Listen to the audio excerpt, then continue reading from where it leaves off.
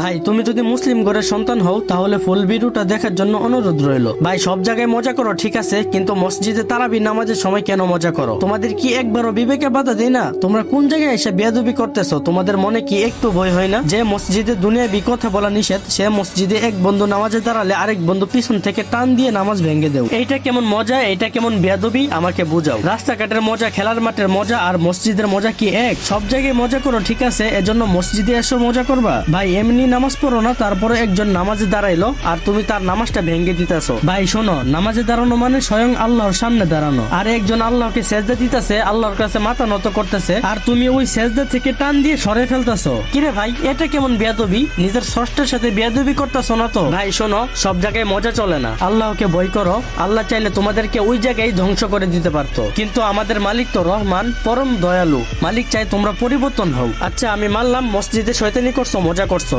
কিন্তু কিছু কিছু পোলাপান মসজিদে একজনের নামাজ আরেকজন নষ্ট করতেছে, আবার ওইগুলা ভিডিও করে ব্যাকগ্রাউন্ডে ফানি সাউন্ড লাগিয়ে সোশ্যাল মিডিয়াতে আপলোড করতেছে। ভাই শুন, এটা একটু বেশি হয়ে যাইতেছে, এইগুলা দেখে ভিডিও না বানায় পারলাম না। দেখ ভাই, ইবাদত নিয়ে আবার কিসের মজা? ইসলামকে হাসির পাত্র বানানোর সাহস দিছে কে তোদেরকে? ভাই তোরা যদি ছোট হইতি তাহলে মাইনা নিতাম, 19, 20, 22 বছরের পোলাপান এইগুলা কিভাবে করস? তোদের কি ধর্মীয় শিক্ষার এতই অভাব? সরি ভাই, বলে তুই করে বলে ফেলছি। দেখো ভাই, তোমাদেরকে একটা কথা বলি, ধরো তুমি শয়তানি করে ভিডিওটা আপলোড দিলা, আর আমি ওই ভিডিওটা দেখলাম, দেখে কিছুক্ষণ হাসলাম, তারপর যখন আমি তারাবি পড়তে যাব তখন আমার সাথে আমার বন্ধু বান্ধব থাকবে, তাই না? ওই সময় তোমার ভিডিওর কথা মনে পড়লে তখন